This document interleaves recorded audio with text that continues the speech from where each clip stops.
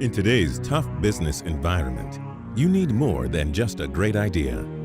You need a game plan. With celebrity business experts Kevin Harrington, widely known as the king of the infomercial, and Laura Betterly, an expert in mobile, internet, and social media marketing. Hosted by Vonabelle Sherman. With entrepreneur guests, Re-Entry180. Watch as up-and-coming and established entrepreneurs give their pitch to our celebrity experts and get their game plan to take their business to the next level. Welcome to Game Plan, where the pros show the entrepreneurs how to take their businesses step by step to the next level. And our celebrity co-host is Kevin Harrington. You recognize him from Shark Tank, the original shark. He's an infomercial king. I'd like to welcome to the set. Great Hi. to be here, Vonabelle. Thanks for having me. I hear we have some exciting products today, so we really do. Really looking forward to hearing how we can help these companies go to the next step. Yeah. And our co-host as well is Laura Betterly. She is an internet marketing genius. She's also Google certified and an expert in mobile marketing. So welcome, Laura. Well, thanks for having me. Yeah, nice to have you here. Yeah, looking We have forward. some great products that we're going to look at and talk about, and we'll get right to it. So, Jeffrey Russell is the founder of Re-Entry180, and we want to welcome him to Game Plan so we can take him to the next level as well. Welcome, Jeff. Hi. Nice Welcome to to meet you. Game Plan. Nice to meet you. Wow. Hey, Jeff, how you doing? It's good to see you. Thank you. Hi. Okay, so you're the founder of Re-Entry. As my friend says, Kevin, elevator pitch. All Give right. us the elevator pitch. Go All on, right. Jeff. So Re-Entry180 has been set up to service both offenders that are incarcerated and ex-offenders who have left prison, because there's a huge need for effective re-entry in the United States. And that comes from the warehousing of prisoners. Okay. That started with mandatory minimum sentencing laws. It came from judges not having a choice of where people would go. So now they're in prison for a long period of time. Right. And they do all kinds of neat things in there, and then they get out and they're thrown back with the bus ticket and the Greyhound ride. And back transition home. is hard. Transition's tough. It's really hard. I've heard some stories, Yeah. and it's really hard. Is this across all prisoners, male, female, et cetera? It is there any focus? It is, and we've gone with the Seniors, et cetera? It's and that'll come up as well. Okay. Because we've gone with the ladies first, gentlemen second approach, because ladies do have a unique need, and we also feel like down the road that's a better group to focus on initially, although we'll expand. We have learned that they have nowhere to go that's concise in a one-stop shop, so to speak. It's very fragmented. You can get page after page of help on the internet that's willing to give you the free suit or the, a little bit of assistance with food and getting out, but no program that's truly designed to help them stop this cycle of crime in their lives. You help them get a job. Is that one of the last things? pillars of success Right. is meaningful employment. Right. Not entry-level employment. Okay. And we have an opportunity to start that process back in what we're currently doing in prisons. And that is providing meaningful employment in prison to female inmates. Give us an example. Okay. Currently, we are outsourcing contact center work and back office projects to female federal prisons. And besides the fact that it's the highest paying job in the prison, so everybody wants to come and work for us, we have many advantages to that, because we can offer onshore labor for Asian or offshore pricing, which is a very compelling offer to an employer who both A, wants to save money and spend that money elsewhere investing in their company, and second, and there's always the social responsibility part of companies I was going to say, it's giving back. It can be a way of giving back in a way that starts putting a business model and a contract with the offender in motion, because Is that the kind of the stamp of approval then, almost, that the people get after they've been in prison? So now if someone's going to hire them, they know that they've been through Re-Entry180, they've been through a training program. Is that that's right? kind of And we're working major corporations, that put their stamp on approval it as well. Yeah. And you start looking around at this, and of course the meaningful employment part in prisons is something that's just wonderful to watch. That an offender who, for the first time in their lives, can send home money to help their children that they're separated from, or to stop the aging parents who are on Social Security trying to squeak out sending a little bit of cash every month. You know, tremendous amount of pride, boosts self-esteem. Well, I would imagine prison to be a real stripping of pride and self-esteem in many different ways. I mean, and not that I have any personal experience on that. I mean, I read Orange is the New Black, okay? So there you go. That's about as close as we've gotten. Well, you're welcome to come and visit a prison if you'd like to see what it's like. I think I'm going to pass. But nonetheless, I can see, I can very much see that giving someone a chance and extending the olive branch of trust will do a lot, because you'll see, and of course I come from New York and I've been in Lower Manhattan, and I've encountered a lot of people who are broken, and they're broken because they've made whatever mistake, and then they've been put in this box of I am unemployable, I am horrible, blah blah blah blah blah. Right. So I mean I'm sure that they're still untrustworthy, or people that are just beyond the beyond, but there's got to be a preponderance of people who, I messed up, I really need some help and want to get on with Well, I life. don't think I'd get any disagreement that let's save prisons for people that deserve to be there, right? Yeah. Right. Now, I do know that sometimes for short term, when people come out of jail, there are agencies to help them short term. But it seems like yours is more than short term. Even if they're done with the short term, they can perhaps work with you, because are you doing an 18-month program? Yes. First of all, I got into this as a business person's viewpoint by the outsourcing model, which is my background. And then when I got there, I started to see other problems that we could maybe work to solve. And when I started talking to the experts, psychologists or criminologists, I realized that the halfway house environment, that's a totally broken system in the United States. That's number one. Number two, it takes a while to get somebody to stop doing things they've done in the past. Break habits, right? Hanging out with the wrong people, not having the right amount of money coming in to be able to afford to be independent, and so on. So we developed an 18-month program we call Pathway to Success that basically focused on all aspects of the whole person concept. Their health, whether it be spiritual or financial, the ongoing education piece, meaningful employment, and so on. Is this Very nice. an upfront pay, everything up front, or is it a pay-as-you-go model?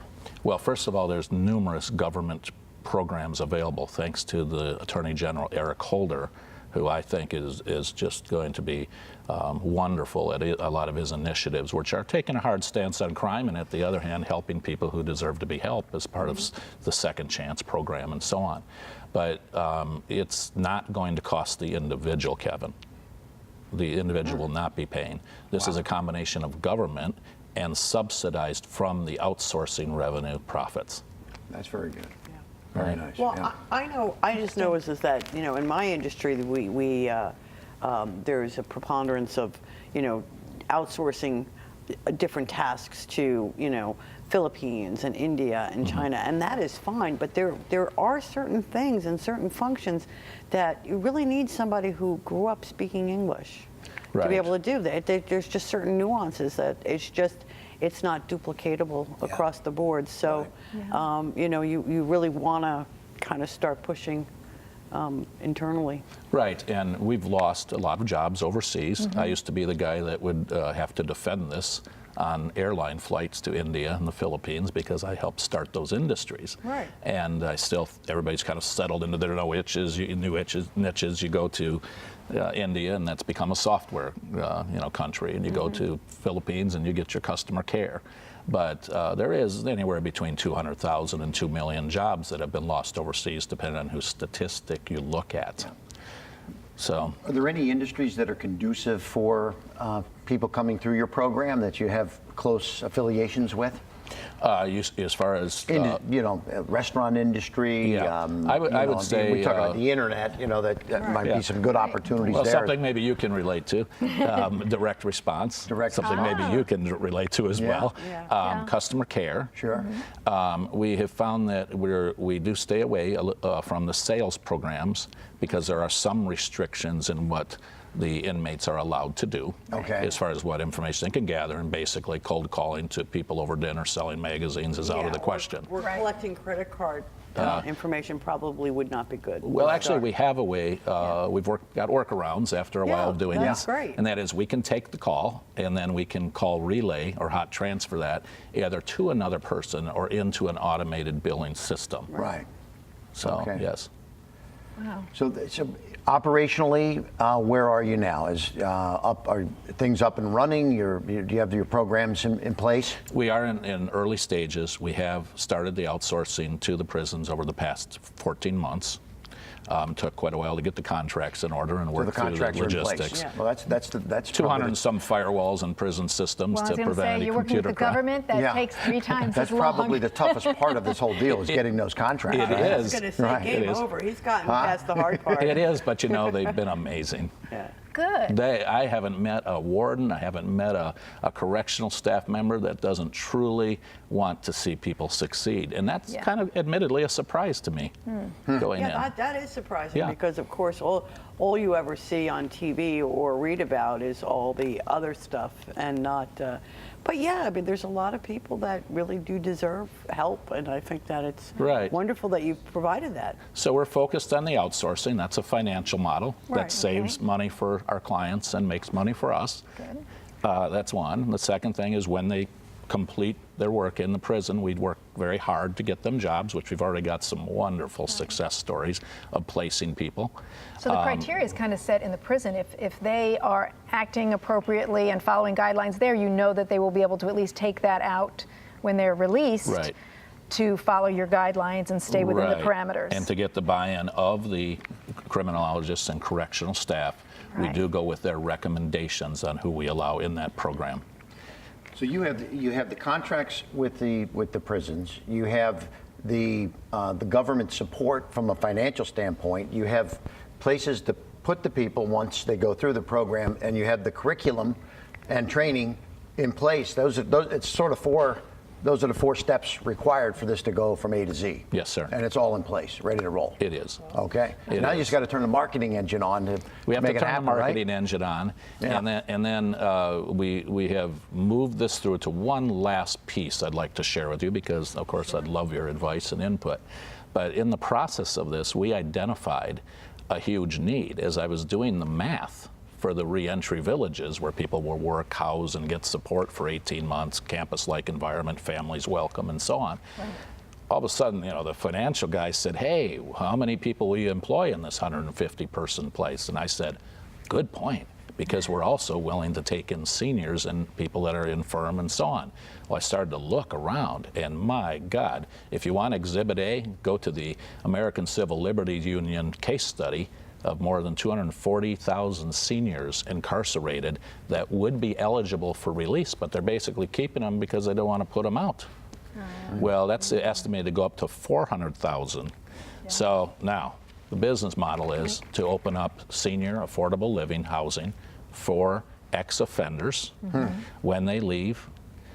Even 5% of the market, if we looked at that as our goal, is 10,000 rooms needed for seniors. And the government does subsidize that like they would for any low-income senior at the rate of a couple $1,000s a month. And the business model works out very well for a couple of people. One is it costs $68,000 to incarcerate a senior person. And remember, senior in prison is over age 50 because you age by more than 10 years. Being in prison. So 50 or older is a lot of people. Well, what happens is the government, for a younger person, only spends $38,000 a year. So basically, the government's going to save $41,000 a year to take us up on the offer that we have facilities where they're only going to pay $27,000. So that's the model. So yeah, Wow, that's really It's a- smart. You really, it's you a really, savings, yeah. Yeah, I like So the that's way what you I'm put trying to these tie together. yeah. But Have you put a prototype of this together yet? You know, your startup facility yet? yes, so we have, here's what's going on. We currently are outsourcing into a female prison. We have a contract to go up to 10 with the government. Second thing is on the 18-month program, that is still more of a vision and a goal about starting a year or so from now, but shades of it. For example, we are working very heavily to get anybody that's worked for us a job when they leave. And we've been 100% successful with the 9 ladies that have gotten out of our program. And the third, though, that is right at the forefront is the senior housing, because there's such a big need for that. Wow. So there's a lot of information. Yeah, no, it's, So it sounds, from it's to a 2 new, points, what's your it nice sounds like advice? a new for Tom? industry, you know, that I would say and from a real estate standpoint, there's a real estate opportunity here with the facilities, right? You know, so you know, I would you know, look at focusing, maybe tying into a partner in that particular situation. You know, there may be an existing facility that, for whatever reason, needs a redo in terms of its concept. You know, a lot of these facilities that that are out there. So you know, I would look for a partner in that particular case. But on the internet, what would you say? Well, you know, I think that on the internet you look for you know, competitors that are outsourcing. I mean, you know, there's, and I'm sorry, I'm going to mention one of your competitors is a friend of mine, 123 employee, right, Devin? You know, his community, and there's a lot of different courses that teach about how to outsource and whatnot. So on those kind of clerical type things, I would surely look at that. I would also look at LinkedIn. People who are looking for clerical staff. You know, I mean, that's your B2B market. Right. But yeah, but you know, beyond that, you know, I really think that you've got a lot of really great lines put together there. One thing you can look at from the real estate standpoint is, I would imagine this senior living, even though some of these people are 50 and older and somewhat senior, they also have skills. So you might be able to get a facility that needs a little bit of rehab and get them to actually help do the renovations and whatnot as part of all that. One other thought also. In the years back, I was in the franchising licensing business, and I'm just thinking, all of those 4 things that you've done took how many years, right? How many years did it take to put all this together? 3 or 4 years? It was a couple of years. Okay. So, and the relationship with the prisons, that's critical. Dealing with the government, right? So now that you've got that all in place, you maybe could do some licensing for people to be, you know, kind of your partner in their local markets also. That's a great idea. You know what I mean? That's a great idea. Because you've done the hard work, and now you need people to do execution in the local on the local levels. That's right. And it is time to get the word out. We've spent a lot of time getting this ready. We've got a great partner in the business called M2 Corp out of Maitland. That's a 25-year-old organization that also has a contract that can help us with that. And it's time to get the word out now. Yeah, and I mean, you definitely need to get the word out, without a doubt. And I would take, like, those 9 guys that got that ended up getting a job. I mean, God, get them on video about testimonials. Testimonials of how magical transformation. Exactly. Those are the best texts I get, saying how good they're doing. Really good stuff, guys. We could go on and on because this is so interesting, but we do have to wrap up. Problem. But well, thank you. Excellent information and great insights that. Oh, these are wonderful. You know, in your infomercial area, you actually tweaked your brain to wrap around what Re-Entry180 does, which is phenomenal, impressive, that was very and good. Great information for him, Laura. Very impressive. Thank you for being here on GamePlan. I think you got some great information to take your business to the next level, and it all happened right here on GamePlan. It sure did, and I appreciate it. Okay. Thank you so much. Thanks for being Thank you very much. Okay. Thank you. Good to see you. Bye-bye. Okay. Thank you. Bye-bye. You're welcome. Bye-bye. All right. Wow. Your brains were going. That was super impressive. And this is so totally different than the other products that we had. Yeah. You know, that like we could see on the e-retail markets. This is It's not different. going to sell on Home Shopping Network, okay, There we go. right? We're not gonna but that's say that. okay. And people are not going to be searching Google for, you know, internet for incarcerated employees.